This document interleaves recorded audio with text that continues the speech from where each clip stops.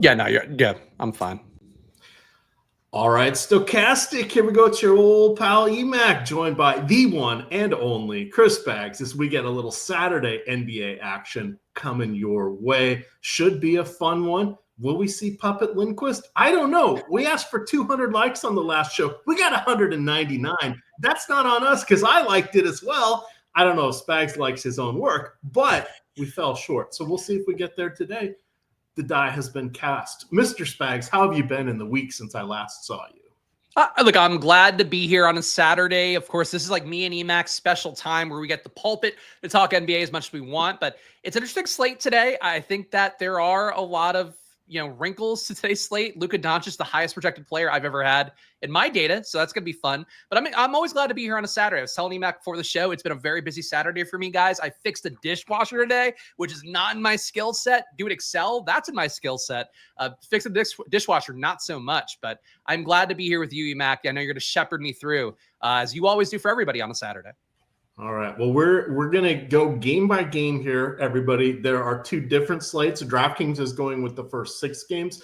FanDuel has added the 2 later ones tonight. I am going to be showing the boom bust tool. We'll do sims. We'll do all that at the end. The computer's been running a little glitchy, and I've noticed that StreamYard has been having some issues.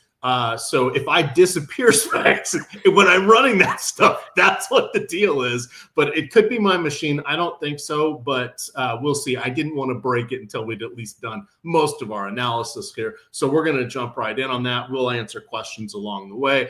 And we should have most of our news, starting with Washington and Dallas. A lot of the teams are on back-to-backs today because almost everybody played yesterday in the NBA Cup. But we're going to slide through this here. So Dallas is in Washington. Both of these teams are on the back-to-back. Dallas is favored by 4. Anthony Davis seemed to be upgraded to questionable. He's been ruled out. He should be doubtful or out. It's going to be about a week before he returns. Daniel Gafford only played 12 minutes last night. He played 3 different stints. Tweaked his ankle about 2 minutes into the second half. At that point, he had attempted 1 shot and had 1 rebound. Not much of a stat line there, but he is off of the injured list. So it seemed like it could be precautionary. The Memphis was gobsmacking them by about 30 points throughout the third quarter. So Jason Kidd didn't play most of his starters. I believe Cooper Flagg topped it out at 27.5 minutes. So he was just kind of folding the tent for everybody else. Lively's still out. Klay Thompson is out. He's been moved to go coming off the bench. He's accepted that role. He says, whatever I can do to help the team, but he's out with an illness. Sean George is going to play tonight. He was dealing with an illness. Chris Middleton is not playing. We don't think we'll be seeing him on back-to-backs this year, but he is not playing a ton of minutes. But with him out and Bilal Coulibaly out, we may have an interesting Washington starting lineup because someone else is going to slide in. Last night it was Bob Carrington. We'll have to see if it's George, if it's Champagny, etc. But I'm going to hand this over to you. Chris, we have PJ Washington kind of popping in our midst here. We've got Alex Sarr, who has been really good considering he's, 20 years old. He has been phenomenal this season. What do you like from this game? It's our only game at 7 o'clock. Yeah, I think it's a really interesting game. Certainly a good amount of ownership coming across the board to Washington side. Dallas also looks pretty good to me because you are taking Klay Thompson off, who has been kind of a blocker for D'Angelo Russell's minutes in particular. But I think to me, the biggest thing that stands out from Dallas' side is that PJ Washington grades out pretty well for me. Price tag's definitely a little bit high at 7,300 on DraftKings today, but small forward, power forward, that price tag I think works well enough. I got him above the field in the lineups I ran before the show, got him at 43%. The field's at 21. He's only playing about a 1 fantasy point minute pace so far this year, but the underlying rates are strong, about a 23% usage rate, 13% rebound rate. He has historically gone a little bit higher with AD off the court, but his rates are already giving me enough PJ Washington that I don't need to go crazy on it.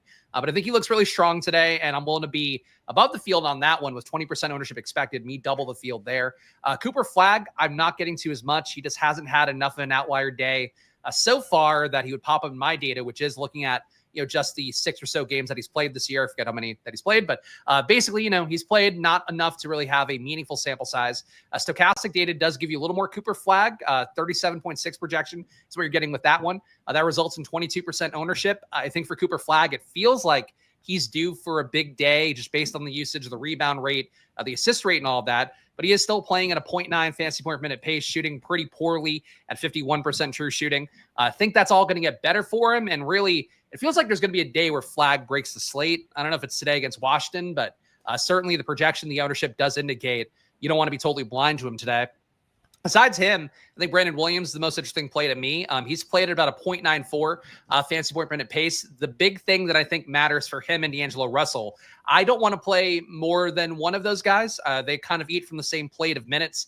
Point guard for Dallas right now, as we know, starting the year, it was mostly Flag, PJ Washington playing point guard. Now for Dallas, you have Russell starting some games.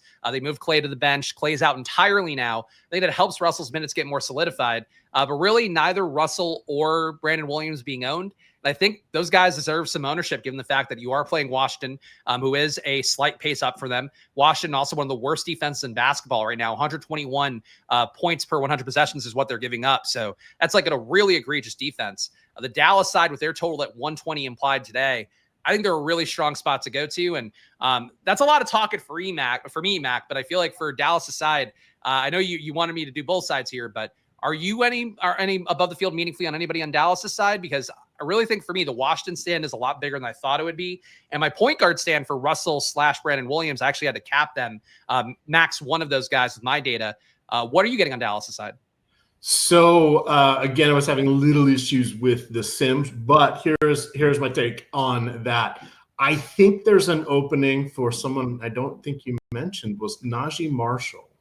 So the point guard thing is a little bit messy. Now it's hard to know what's happening with Russell, but in his his 2 starts, he's averaging, I'm going from memory here, I think like 23 minutes per game. Now the last game he played like 19 minutes or something. This was just a shit show last night for Dallas, so I don't want to read too much into that. You can see we have him with a decent projection. I agree that not having Klay Thompson is going to just free up a few more minutes. I think Max Christie is a little bit interesting here. I don't know how much of either of those guys I'm going to get. I'm usually anti D'Angelo Russell, and that's been okay this season. But looking at that 30-point projection just has me a little bit scared. While I think Najee Marshall is decent, remember, he got forced into the point guard. He got forced into the lead facilitator role last year when so many people were down for Dallas. So he was sort of capable. We haven't really seen much change in his minutes or his rotations to indicate that he's taking over that role. He's just had a lot of assists the last 2 games. I think he has like 9 total in that. So for me, I was just like, what the heck is Jason Kidd going to do? We used to joke back when he was the Bucks, when he had the hit me with the Coke and spilled it on the floor. It was like the beautiful mind of inside the beautiful mind, right? The math numbers just going. It's like nobody knew what he was doing with his rotations there. That's what it feels like this year. But they're missing so many key players. It's hard to know. So in summary, I like your take on Brandon Williams. He was not on my radar. So I think that's an interesting one. PJ Washington is scary in a good and a bad way, which makes him nice for tournaments. He is very boom bust. And the interesting thing about him is I think they've played 7 games. 2 of them, he's had single-digit points. Yikes. In 5 of them, I think he's had 6 or more rebounds. And when he puts points and rebounds together, that's when he gets his breakout games, because he usually adds a couple of steals there. And that's where you get the what was it against Houston? I think he had just over 50 fantasy points. So he flashes that upside. You mentioned the Wizards being one of the worst teams in the league. Brooklyn's the only team worse than them on defense. And I think these teams can coax each other into playing fairly fast tonight. So I'm curious to see where the Dallas side gets sprinkled in. We have a couple more news things that we're waiting for. Nothing dramatic, but I think that could change where some of these guys are. So I'm not rushing to get anybody in, but it will be PJ Washington, Alex Sarr, and then potentially whomever starts for Washington. Maybe it's above Carrington again, because his price didn't change. I think he's 4,100 and 4,000 on the 2 sites. So we'll see We'll see. This one is the only one locking. Again, we'll have more information in 40 minutes, so we'll know where we're going to land on this. But it's a delightful matchup. There's uncertainty. There's fantasy potential. And if the Wizards are without just enough guys that they hopefully aren't going to play 11 tonight, maybe they get that down to 9 to make things interesting. I'm blanking on the name of their new coach. Who? Bickerstaff's the coach, right, for them? No, for the Wizards, it is. I can't think of it. Brian Keefe. Brian Keefe. Yeah. Brian Keefe. Bickerstaff is Detroit's coach. Yes. Anyway. Yeah, for Washington real fast, if I can, because I did talk mostly about the Dallas side. Sure. I like Sarr a lot. I did mention him as my nuke of the night yesterday. He produced really well per minute. They just lost by 30 to Cleveland, so that's not ideal. But this spot, kind of like Emac mentioned as well, like the pace of both teams should be pretty solid. The lack of defense for both teams should be pretty solid. Dallas definitely better defensively than Washington, who is the dirt worst. But Dallas still a little bit worse than league average. So I think for them, there's opportunity. But Sarr is a guy who has been just a monster, overall in terms of production on the year, averaging 1.4 fantasy points a minute, 27% usage rate, 24% assist rate too for a big man is great. He's getting some blocks. Like I was really invested in Sarr yesterday, so I was bummed he didn't get the full fourth quarter run. But the hope is on a back-to-back that he can get that in a game that should be competitive, we hope. So I love Sarr here, 35% ownership. I got him at 45 in my top 150. Sarr is really the one Wizard I also want to cape for. I want to cape for the Dallas point guards. PJ Washington getting a lot of ownership. I don't feel awesome about that, but he's definitely above the field for me. But Sarr has been so good, and I do think Sarr has put up over 45 fantasy points 3 times. I think it could have been good if he got enough run yesterday against a really tough Cleveland team where Jared Allen was busting his ass yesterday, and he still got a good game out of it. I love Sarr. I don't think Sarr is a lock or anything on the slate, but he projects really well for Stokastic at 41.5, and I have him a little bit higher at 42.3. Just don't sleep on Alex Sarr this year, but in this spot against Gimpy Gafford and Musa Cisse and Dwight Powell, he might go nuts here. So I'm playing a lot of Sarr today. Excellent. On to our next game. This is the lone 7:30 game. We have Toronto in Philadelphia. Philadelphia is favored by 5. We have a 237 projected point total here. Joel Embiid is playing. We know he's still on that minutes restriction, but he should push for around 40 fantasy points. In his last game, he looked really good in the first half, fell off in the second half.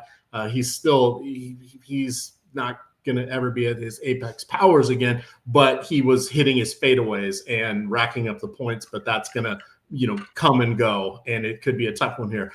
Josh Engelman, who you guys get to see on the daily weekday morning shows and then the deeper dive, he had called out that Embiid was a particularly intriguing option on that 4-game slate that we had a couple days ago, just because of where the center position was shaking out. That's not the case today. So it makes it really tough to go to someone like Embiid, who is unlikely to get to 50 fantasy points, and you're hoping for something in the low 40s. So he's got a shaky floor.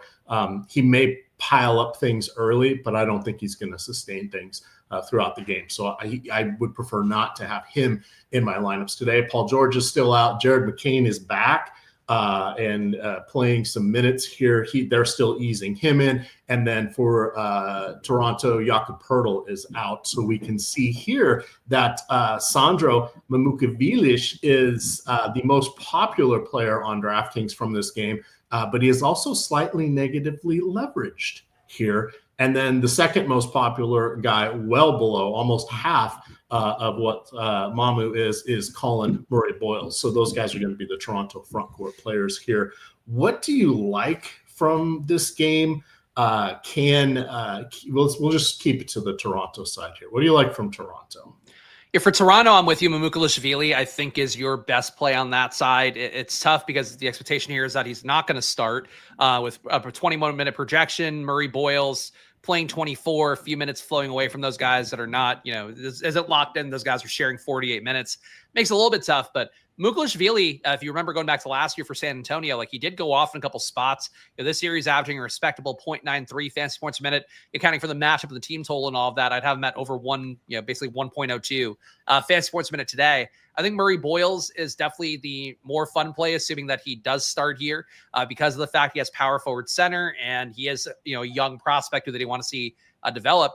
But, 3,500 for Mamukelashvili. The fact that he's, center only is a little bit tough. But I do think he's one of the better value plays on the slate. So I got him in a third of my lineups in the top 150. I pulled before the show using my projections. But Stokastic also giving you 25%-ish ownership. I think that's noteworthy. Certainly, if you want to take, again, if we assume Murray Boyle starts, and I think that's going to be the case, we'll see hopefully throughout the course of the show. I guess maybe not, might be after we close out here. But assuming Murray Boyle starts, just play the starter at less ownership. I think that's always a logical thing to do in DFS. And sometimes we miss, even with me obsessing over my own data. I miss that sometimes too, where I'll play a guy off the bench. Played a lot of KJ Simpson yesterday for Charlotte, and it's like, why did I do that when I had a ton of Trey Mann, and Trey Mann's a starter. Just play the starter, because these guys often do just become direct backups. It's probably the same case for Toronto today, with Mamukelashvili getting so much ownership and Murray Boyle's getting a lot less, literally less than half the ownership. He's not a well-projected play for me, but he's over 5X and pretty cheap. So Toronto, I think that's really the centers. Everybody else, to me, hard to play right now in a really glut of usage, and a lot of guys too that are priced pretty aggressively with Barnes, Ingram, Barrett, and Quickly. Yep. That is why we're not going to talk too much else about the rest of this game, because just the way the salaries are on DraftKings, nobody else is really worthwhile. Shout out to Tyrese Maxey for being amazing and averaging, I think he just slid below 40 minutes per game, but he is just playing a ton. I think Philadelphia has 3 of the top 5 in minutes per game with him, VJ Edgecombe, and Kelly Oubre Jr. So it's kind of messy. And when Embiid is playing and all their salaries are up, it's hard to be excited about them. Similarly for Toronto, even though Jakob Poeltl is out, the other guys have all been priced up. The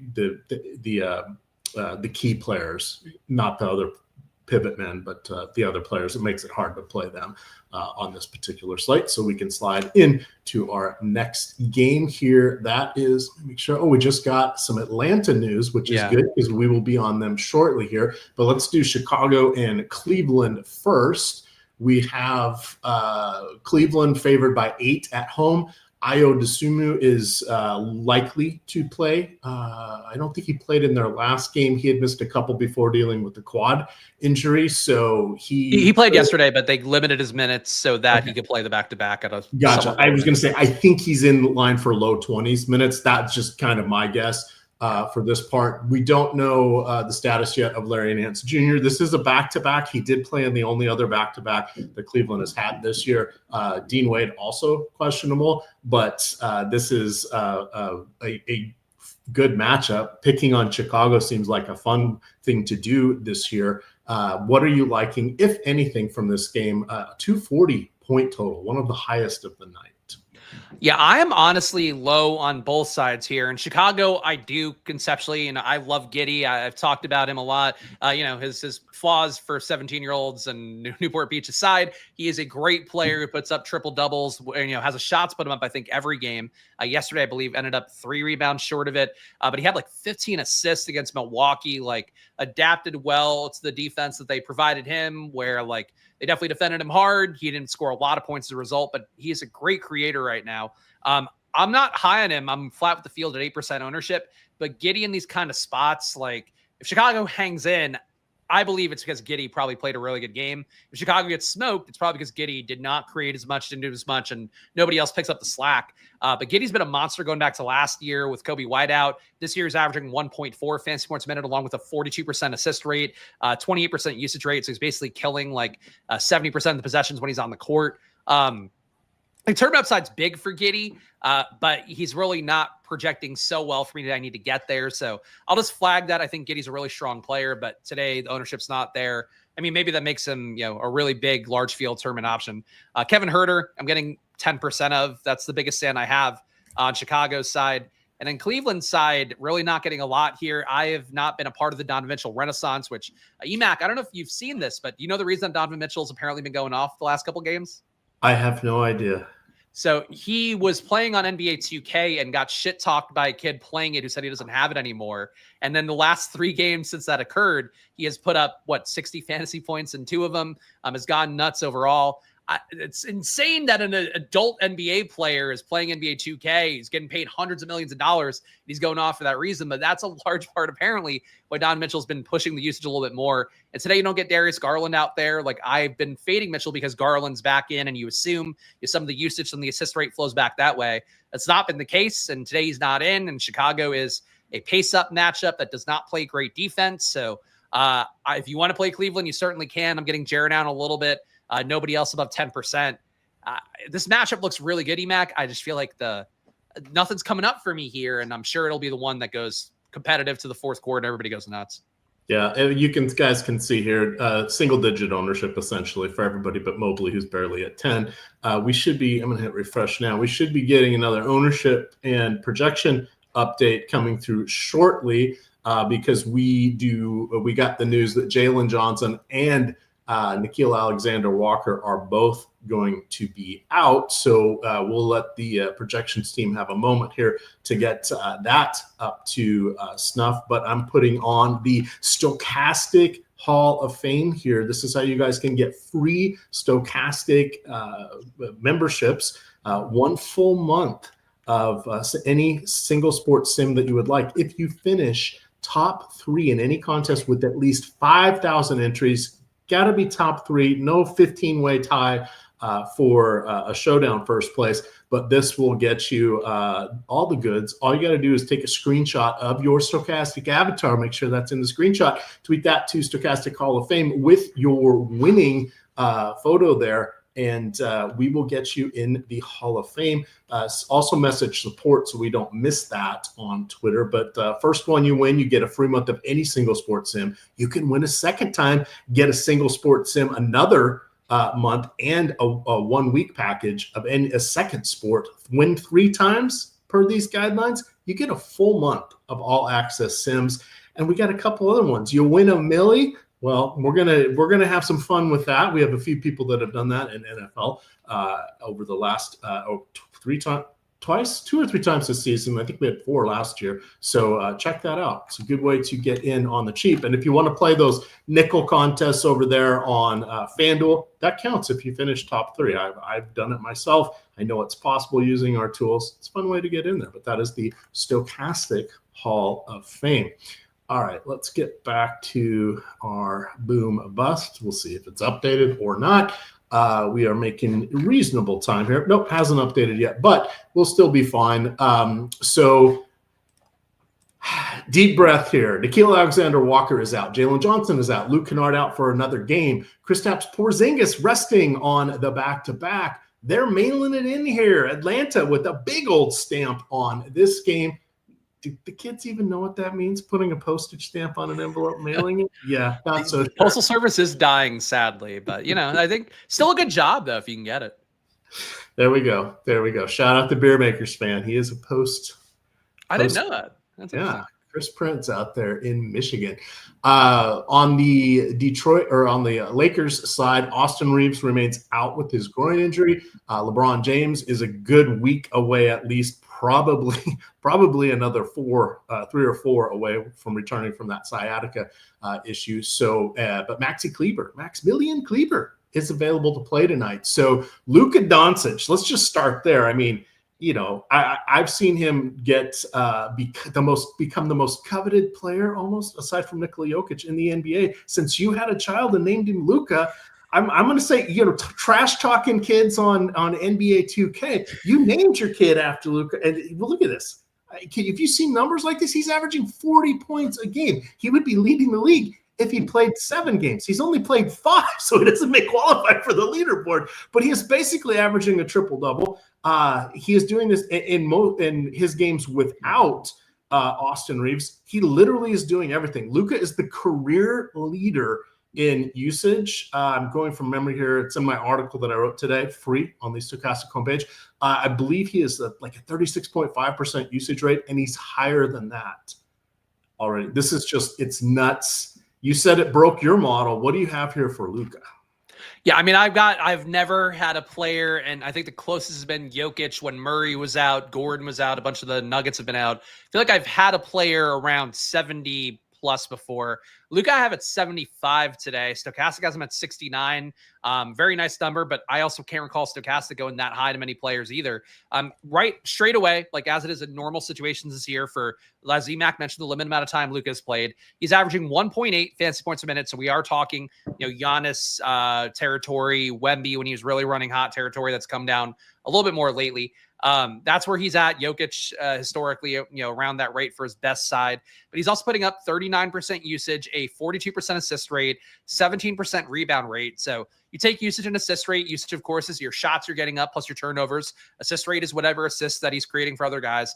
He's killing about 80% of the possessions when he's on the court. So for that reason, there's no lever against him. There's nobody else on this team that does anything noteworthy enough. And with Atlanta, as the chat's mentioning, like Atlanta's fully phoning in today. So you really don't have the defense to stop him or inhibit him. The total for the Lakers at 116.5 is fine. But like really it's a Hawks team that already doesn't defend super well, 115 defensive efficiency rating. So that's, getting towards the lower part of the league, not quite Wizards territory, but it's not good.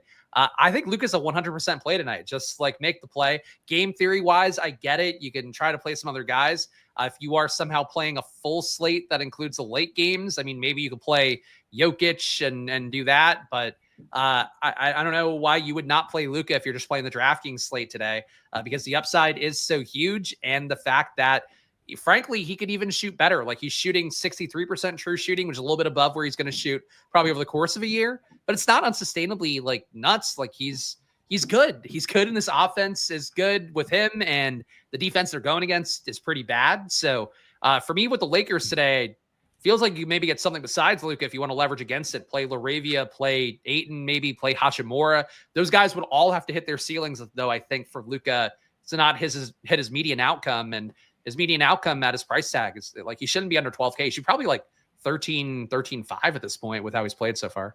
Yeah. And for those, I believe someone I'm sure has mentioned it in chat, but feels like he wants to say hello to Trae Young. They were linked for a long time because of their drafts. Sorry, Atlanta. I think that Dallas and now the Lakers have the advantage there. Who knew he would be this tremendous? And we've seen the Luka Revenge Tour come to fruition after he felt like he needed to become a machine this offseason and get into tremendous shape. Not that it's like him and Jokic. It's like people are like, oh, they're out of shape or whatever. It's like those guys are still so good that they look a little doughy, but they're world-class athletes and they're playing, insane amounts of minutes. He took it to a whole new level, which is just impressive. But even he has said that his strength is up quite a bit, and that's a newfound ability here. So he's playing 39 minutes a game right now. Like he's playing a lot. Like he's playing a really full workload. And most of the key Lakers are playing above 30 because rotation is so bad. But like the fitness, like Emacs mentioning, like the fitness has mattered for him. Generally a lot of the players seem to say, at least based on the podcasts and social media talk out there, is like you get helped out more playing defense when you're a little bit skinnier than you do on offense necessarily. We've seen fat NBA players do pretty well. We've seen absolutely morbidly obese college players like crush. But Luka, really the ability to play big minutes, the ability to maintain his efficiency throughout, it's shining through, and he's shooting 12 threes a game. Like he is playing like a video. He's playing literally like how I would play 2K against Donovan Mitchell if I could. That's what Luka's giving you. So I think just play him today, even though I certainly get the game theory. If you were brave enough to put 0 Luka in, more power to you today. Yeah, it was kind of funny when the early overnight projections, weird stuff can happen. Everybody was on back-to-back, so there wasn't the injury reports out. But he was only coming in around 35% across the industry. So it wasn't like people were windmill slamming him in. It's obviously the way things have shaken out today. He really needs to be on 70, 80% of your lineups. I'll probably have him, I don't want to say lock because I hate it. 90. I will accept 90%. I usually won't go a full 100. He is expensive enough that it's not infallible by any stretch, but there are significant reasons for the Lakers to push and get a win here, especially with Atlanta seemingly handing it to them on the platter. But I think it's going to have to be done by Luka. And what a disappointing game. He's going to be, a 30-10-10 tonight? Yeah, I mean, I have him projected for a triple double right now. I would have him 56 fantasy points feels like a bad outing. Yeah, really. I mean, I don't know what his PRA's line is, but I would have him at a 37, 11, and 10 right now. I don't know. I don't know that he hits the triple double, but he should be hovering around it. He should be close to it. And I think that's a median outcome. Luka's just playing amazing right now. I'm very, very happy. Like Emac mentioned, very happy to have named my child after Luka. After the first year, it looked pretty tough. Now we're getting where we need to go with him being the full powers of Luka Doncic right now on display. Yep. All right. Well, of course, I'm not logged in at the moment, but I'm going to show you guys. Just quickly take a peek here at OddsShopper. You can search out, and this is free for looking up this information. But you can pull any player by name. You can sort teams by name, and you can see all of their props quickly. So I just wanted to see what his PRA was going to be. His points over 36 is basically a 50-50. Bet. His PRA is basically even money at 55.5. So I would have him at 48 today, or no, 58 today. So I would take the over, but man, the fact that the prop line's that high for PRAs that's crazy. He's playing really well. It's at a certain point, it probably levels out, but I just don't think it levels out until Reeves gets back in, let alone Reeves and LeBron. Then he'll give up some usage. But with the guys they have now, it's just like everybody just kind of watches Luka while also playing the best defense they possibly can. Yeah. So I've got a bunch of different portfolios set up here. I can only wager on Hard Rock, so I've built out some Hard Rock only dashboards that I can look at. I've also got it so I can write my articles with the sports, the social sites here, the meaning like Onyx or ProfitX, some of those operators are on there, but you can see here that we sort by expected value, highlight the best plays here. We list out so you can see it all the other wagers, but here's a great example for the top-down sports betting model here. And so we have Siakam. We think he's a great bet for under 5.5 assists, but you can see it's terrible on some of these other books. But Fliff is out here. That's one of the social sites. Currently, he's posted at -105, where almost every other book is at -175, -200. That is crazy. You can see other books down here have dropped it for him to stay under 4.5, taking a full assist away, and are giving you a similar number there to the under 5.5. So that's what we mean by the top-down betting model here. But we let the different operators fight amongst themselves and present the best wagers to us. So this is constantly changing. It varies by book. Here's one where Hard Rock is right up there as one of the better wagers. But you can see they're under 6.5 for Mamu's rebounds, whereas all of the other operators are under 5.5. So rather interesting. Also, Emac, if I can stall for a minute here and go on a rant, because we're waiting for the Atlanta update, guys. We want to get the minutes update from Stokastic's team. But I'm going to pull up a chat here. Mr. TD, and no disrespect to Mr. TD, Luka revenge. Atlanta Hawks selected Luka Doncic with the 3rd overall pick, immediately traded him. Why do you need a revenge narrative? He projects for 70 fantasy points, and he's way too cheap.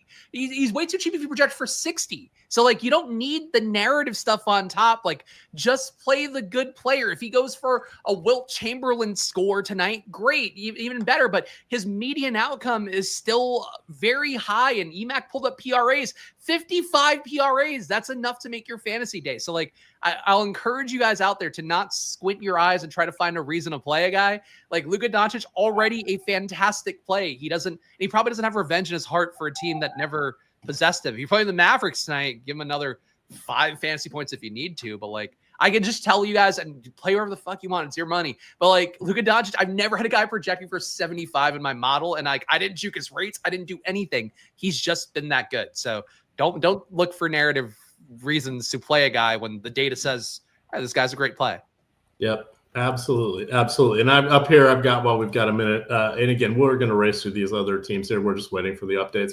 But I'm showing tails.bet. This is where we have all of the different, almost 200 people are posting wagers here. Ton of free wagers, quite a few premium ones. You guys can check that out. It can be sorted by the different sports. You can look for different bet types. You can sort by the individual contributors that are here. So that is something that is fun. If you want to get in on this for free, I'll drop this link into the chat here, but you can get, if you sign up for any of these operators on this page, you can get free tails for 1 month. You can pick the person you want to follow of your choice, but this is a pretty good deal here. So check that out. All right, we're going to keep marching along. When we get these numbers, or when we get the numbers updated, we'll circle back. So don't worry about that, gamers. We have Portland at Miami. So Miami is got Norman Powell is available to play tonight. He has been dealing with a sprained right ankle that has impacted him on court. I believe, and I've lost track if it was it last night or whenever they last played, he went to the locker room, but he came back and ended up coming back into the game. But he's been navigating that. No Bam Adebayo tonight, so that's going to open a lot of front court minutes. Challenges, Coach Eric Spoelstra likes to move things around, and he has plenty of players to do that with, like Pelle Larsson, Nikola Jovic, Jaime Jaquez, etc. So it's a little trickier to know what to do with Miami. The only injury for Portland of note is Scoot Henderson, who is still out. Are you getting anyone from either team in your runs at this point? I'm getting tastes of a bunch of guys like Portland. It's hard to not notice the total here. I mean, the 241.5 over under here is the highest that we have on the slate. And in Portland's 122.5 implied is like particularly strong. That said, I'm just with the field on Avdia, a little bit above the field on Drew Holiday. Drew's been really good to start the year. For people that kind of a bad taste in your mouth for how he played for Boston, where he clearly kind of acquiesced, played more defense. Yeah, it's going to happen when you have the high usage guys on that Boston team. And even Derek White, Drew Holiday was deferring to him pretty regularly. Drew is not putting up crazy usage, but being a facilitator with a 35% assist rate, only a 21% usage rate, but averaging 1.1 fantasy points per minute. I think he's been a rock solid play on the year. Shaedon Sharpe, absolutely going to shoot better at some point. I didn't get him today, but I do think with the ownership, and including for myself, like I got Avdia, got Drew, did not get Shaedon Sharpe as much. Shaedon Sharpe has the highest usage rate on the team at 32%. He's still averaging 1.1 fantasy points a minute, despite only 49% true shooting. A league average is about 58% and change. So like Shaedon Sharpe, maybe slightly under that, over the course of time, but he's like a pretty good player. I think Shaedon Sharpe, a guy you could buy in on a bounce back. In Miami's side, without Bam Adebayo, Andrew Wiggins was the big winner going back to last year. Wasn't a huge sample size of court time without him and Tyler Hero, but he's put up like 1.3 fantasy points a minute without those guys. Norman Powell's been great this year, hurt himself yesterday briefly. He kind of stepped weirdly on his ankle, left the game, came back in. I think Powell's the guy I'm getting the most of right now at 33%. But I do think if I have the ability to do so here in the back half of the stream, I'm going to try to flatten out Powell and Wiggins and get above the field on both, because there's just huge opportunity left behind for these guys. And with Khalil Ware as well on Miami's side, massive chalk yesterday. I had mentioned a lot before lock with Greg. I was fading him. That worked out pretty well, even though it didn't really help my net results at the end of the night. But Ware today, after a day where he did bust as mega chalk, lost some minutes to Nikola Jovic, then going back to Ware would not be a crazy thing. So to me, just given the total in this game and the fact that we have a couple of guys, like in particular to me, Shaedon Sharpe, but Ware too, Davion Mitchell kind of is who he is. There's guys that are due for more upside here, and the total kind of fits that. I think trying to get more of this game would not be a crazy thing to do, but nobody here, Emac, is over 20% owned, and that's kind of crazy given that we're missing multiple guys, and the total is really high for any slate, let alone a kind of shortish slate. Yeah, that's the part that surprised me. Now, we did just get projections, player fantasy point projections updated, so we should be getting ownership here in just a second. We'll see how that changes around, but it's a decent sprinkling of a bunch of guys. It's hard to make a real stand on any of them, and we'll see how that changes once we incorporate the Atlanta news there officially. But Miami has been top 5, I believe, in defensive efficiency. Portland surprisingly has been in the top 10. So we'll have to see. Small sample size and chuckle Portland, right? But Drew Holiday makes a difference, it seems like. So we'll have to figure out what happens there when this comes in. But I would expect these first half dozen players on the list here to be at least sprinkling across my DraftKings lineups. So do you want to jump back to Atlanta here? Because I've got some data. I know we don't have ownership yet, but let's wait till we get ownership just to see if, in case anything super crazy happens, and then we won't have to do it a third time. But let's go to New Orleans and San Antonio. Yves Missy is out. Jordan Poole's going to miss at least a week there. Zion Williamson is probably out for the rest of this, next week into next weekend. We've got De'Aaron Fox making his debut tonight. That'll be interesting. Kelly Olynyk is available. Jeremy Sohan is a game time decision with a wrist injury. And then I think this is a must change to hand this up to you in just a sec. I think this is a bounce back spot for Wemby because the New Orleans Pelicans really don't have the players to disrupt him like we've seen what other teams are doing. So there was a good article, I think it was on ESPN.com, but it was a couple days ago, talking about how their teams are throwing a lot of different looks at Wemby and trying to make him deal with double teams, do some unnatural things with cutting off the next best passer and just trying to confound him. He's going to figure this out. This is like when a baseball young power hitter comes up, hits everything, the pitchers make adjustments, and he goes into a 3-week slump. This is the 3-week slump here for Wemby, as other teams are like, holy shit, we got to change our entire game plans around this guy if we want to impact him.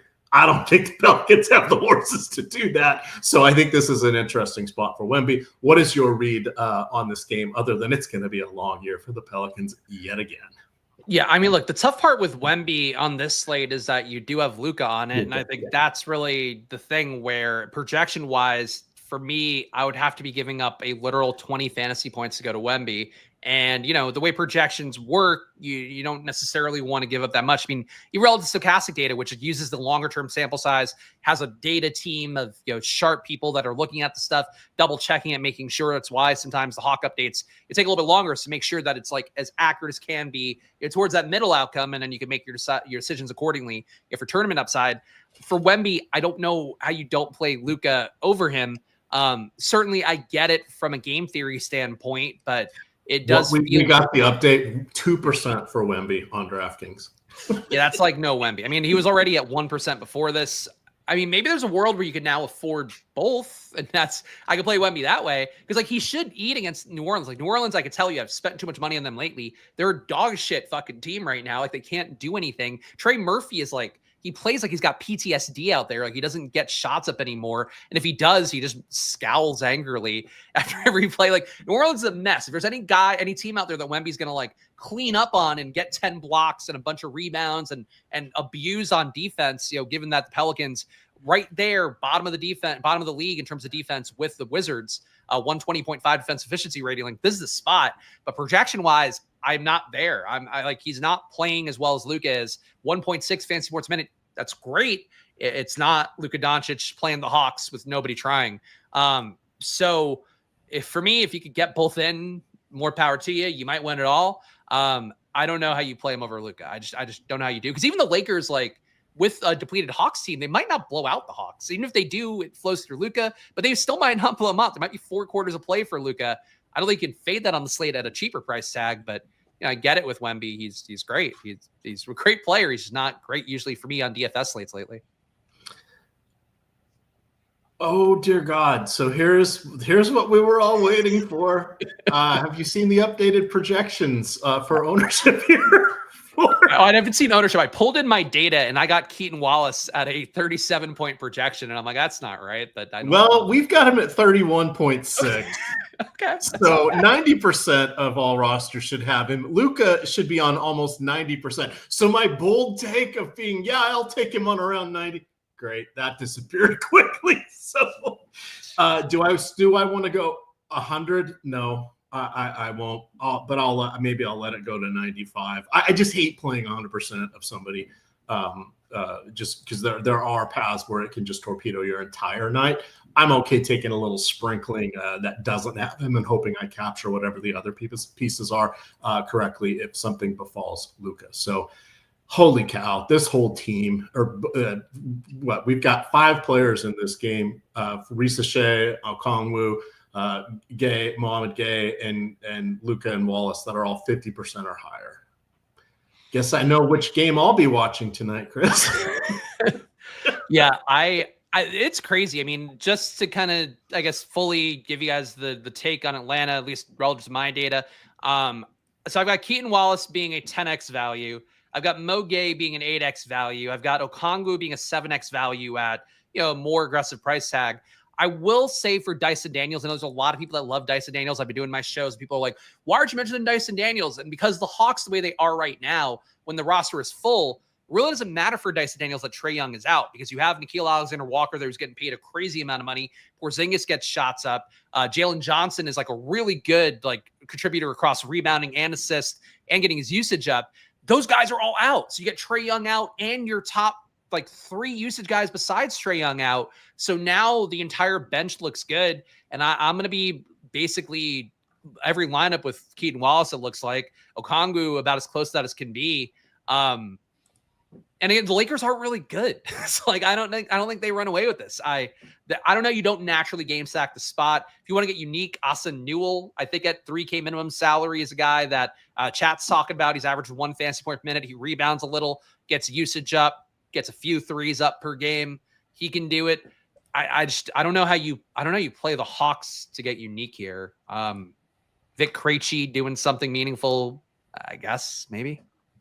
Yeah, this is we're in the silly season already. That's all there is to it. While we've got this up, let me quickly go to FanDuel here. FanDuel is including the 2 later games, so let's get them up on the board so you can see how they also are heavily, or the blue sides. You're going to see similarly crazy numbers on all these guys. Luka's down to 52%. That is because you got in the later games, you still got Jokic. Denver 10.5 point favorites against Indiana. And then you've got James Harden without Kawhi Leonard and Ivica Zubac as well. So those guys are kind of eating into some of Luka's ownership there. But again, this is the game to be playing, especially that Atlanta side there. All righty, we got to get the hustle on here. That was our last game. For the slate for DraftKings. Let's quickly hit FanDuel for the 2 I mentioned that they have. So we've got Indiana at Denver. Let me filter on that. Nothing crazy there. Jokic coming in at 16%, 32% boom rate. That's kind of exciting. 15% optimal rate. You're giving up one of the center spot on FanDuel there. That's basically his cost and why he's being held back. Nobody else really popping in that game. Aaron Gordon, Jamal Murray are questionable, so we'll have to see if one of them is out. I'd try to save a little room for Jokic. Maybe 20% and work from there on that one. Looking at the other game here, just in the interest of time, Chris, because I want to get us to questions. Looking at Phoenix, if I could alphabetize in my mind, and the Clippers. No Kawhi Leonard, as I mentioned. Dylan Brooks, questionable, getting close to a return for that strained core. And then Mark Williams has an illness, so he is questionable. But Harden is rather interesting here. So Harden is 8,800, well below Luka, but his fantasy point per dollar keeps him as 40% tournament representative, 20% going to Luka, 8% John Collins. So those guys are negatively leveraged aside from Collins, but 4,600. That's some nice salary relief and differentiation from this one. The FanDuel slate is going to be so loaded to Atlanta. Don't count your winnings before they're done, because those 2 later games, it doesn't take much to have someone with a more unique lineup. And also watch Atlanta starters closely, no matter what site you're playing on today, because if the starters are not who's getting best projected right now, drop those guys down. Like for me, like Keaton Wallace, I think will project well with whatever amount of minutes, but if he doesn't start, the ownership will kind of remain a little bit high from the assumption that he's picking up meaningful minutes. So just with Atlanta in particular, because we don't know the starters right now as we're doing the show, just keep a close eye on that and give more ownership to the guys that are starting, give a little bit less to the bench guys. It's a really important DFS thing because when these short rotations happen, and it happens to me in my data a lot too, where I'm like, cool, I'm just riding with this guy, whatever, he projects well. And you happen so often where the guy's just like not as good of a play coming off the bench. You didn't adjust accordingly because you were lazy or whatever. Just favor the starters if you can, because starters get minutes for a reason. Indeed. All right, let me save my files. I am going to run a DraftKings set here so I can share that on the screen. Sorry, I have too many Excel files open. I was worried this would break the stream, so I didn't want to do that. So if I disappear, Chris, you can keep on with the show. No, I will be scrambling to pop. I've got tirades to last me 9 minutes. I can all right. if we need to. Setting it to 5,000. I'm dropping the marquee setting down by 1 just to get a little bit different. Otherwise, I will leave this unchanged. You want to sort of go with as close to your contest sizes as you can for these sims. This takes a lot of bandwidth in the background to run these things. So while we've been able to find efficiencies to boost these showdown slates up to, I think we had up to 25,000 or 50,000, because everybody is running these at the same time. We cap this at 5,000 just because you've seen all the sites break at various points because of the way lock works and news comes out. So don't panic about that. This is still being simulated 10,000 times.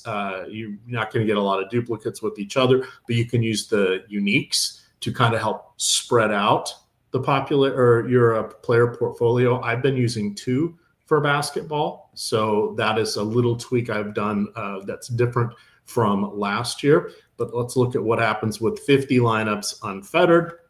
Let me make sure. Yep, I am sharing my screen. Let's look at the the exposure caps.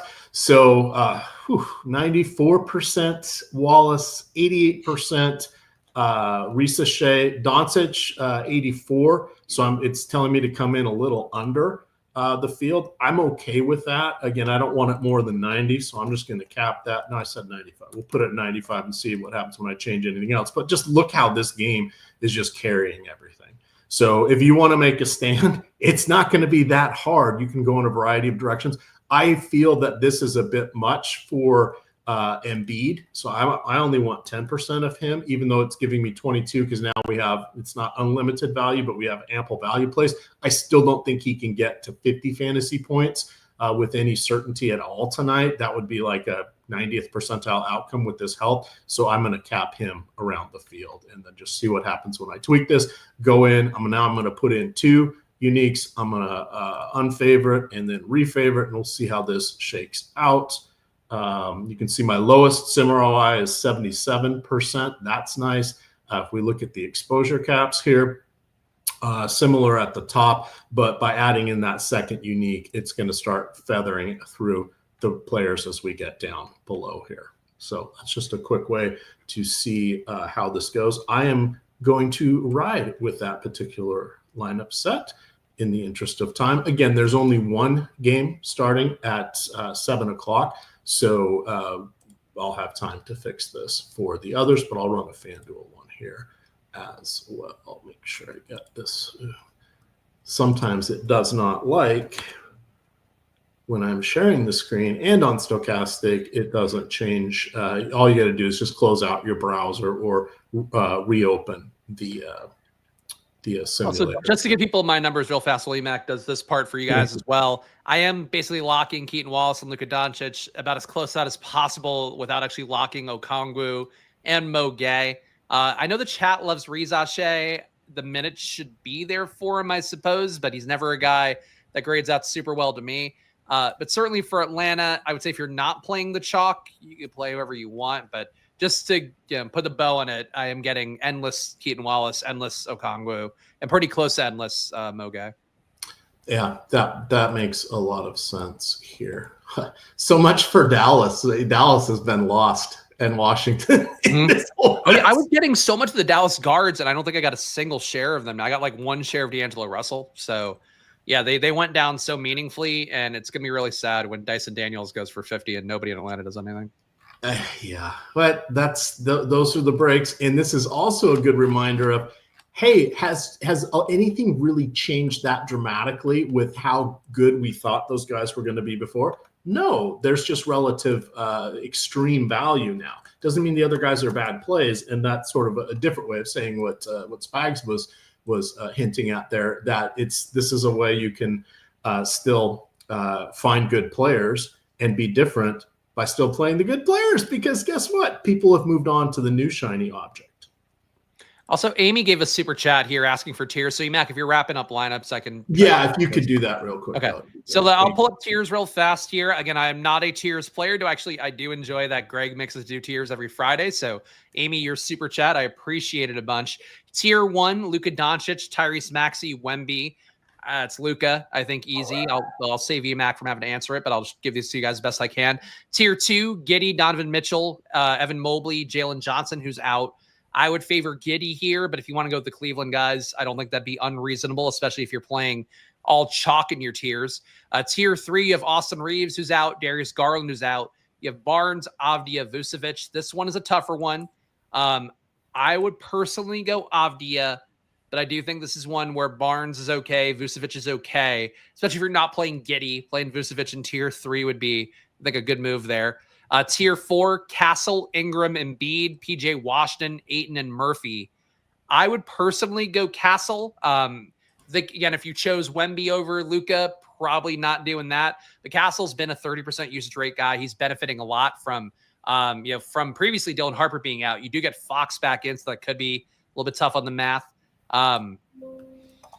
Maybe don't treat me as gospel for Castle, because I think the other guys are playable. Tier 4, I would say, is the hardest one for me. I'd still lean Castle, but Embiid playable, PJ playable, all that. Tier 5, you have Sarr, Drew Holiday, Edgecombe, Barrett, Wiggins, Flagg, and Dyson Daniels.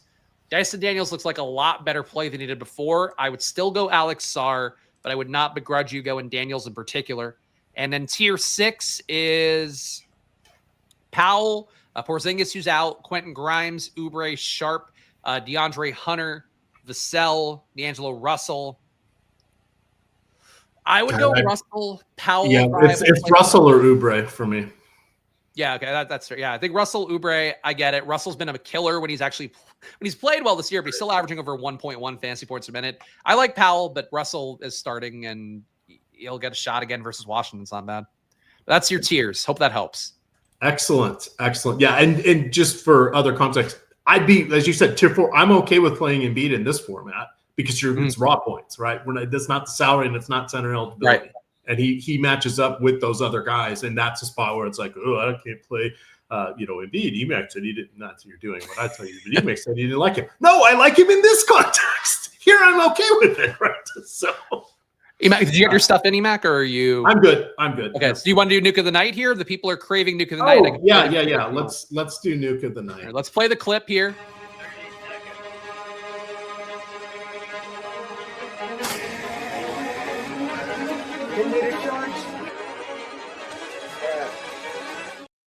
Left, I'm cutting the clip.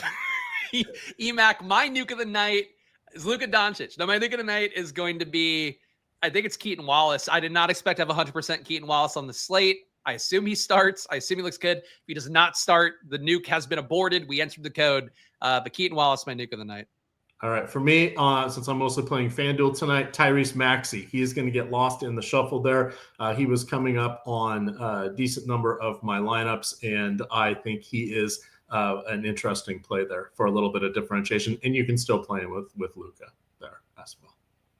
There you go. And who for captain for DK Showdown? Oh, Phoenix okay. versus. Yeah, well, let's go. Let me see if the tools are up for that, and if not, well, then we will give you. Do we have single lineups here?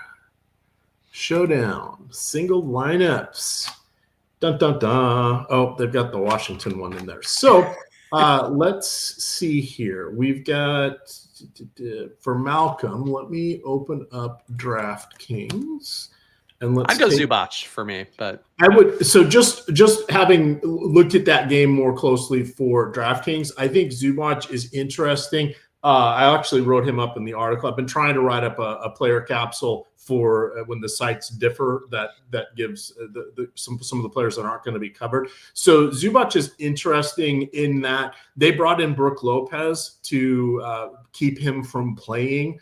Actually, here's why it is Zubac. So they brought in Lopez to play more minutes and keep him from getting in those mid-30s that he did so often last year. Last year had a career high 32.5 minutes per game, but he had a lot in the 35, 36-minute range. So they don't want to do that this year. He has a 28.5% or 28.5 minutes per game this season, but in the last 2 games, he has not played in the fourth quarter. They didn't need to. They got blown out both games. So he was pacing for 32.5 minutes easily, probably closer to 34. So if this game even ends up remotely close, and it could without Kawhi and just the way the NBA works, he could see north of 30 minutes. That makes him an interesting option. I think he is your top guy. Harden is going to be the more popular play, but I think he's acceptable. And then Jalen Green put up, 29 points?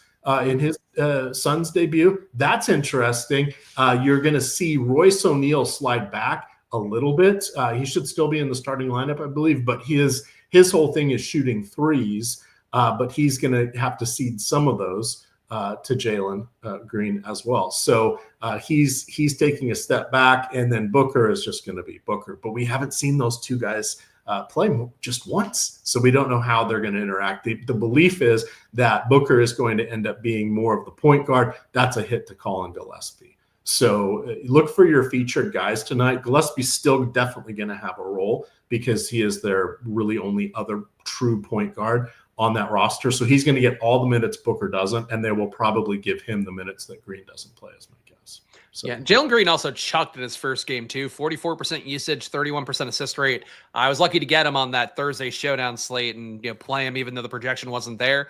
But Jalen Green is like taking almost, it seemed like from that one game, taking over the Durant plus the Beal roles in one, and Booker just kind of remains Booker, like Emac mentioned. Phoenix is interesting right now. I don't think they're super interesting for captain though, because of the fact that like Jalen Green coming in kind of throws off where the salary math is right now. Yeah. And so sorry we're a little squishy on that one, but hey, we broke down the top 6 players for you, Malcolm. So that's good money for a $1.99 super chat. But shout out to the chat, by the way. It's Saturday. The Saturday's Emac really more chaotic than I would have thought. I feel like it should be like easy on a Saturday, easy like Saturday evening, and no, not so much. No. It's the only thing easy is Sunday morning, which we are back on air at 9:15 tomorrow with all the NFL coverage. You're going to see Spags with Lindquist. There will be Puppet Lindquist, I am sure, for something. If we get 200 likes, maybe there'll be Puppet Lindquist tomorrow. But let's see how many likes do we have so far. And we were almost at 1,000 people watching. Oh, we are at 1,000 right now. 196. Get us up to 250 likes. We're signing off here. Get us up to 250 likes. The 1,000 of you that are still here, and you will get Puppet Lindquist tomorrow. Yeah, I mean, actually, I'd promise that tomorrow's a brand. Oh my God, Harden just got downgraded. The question.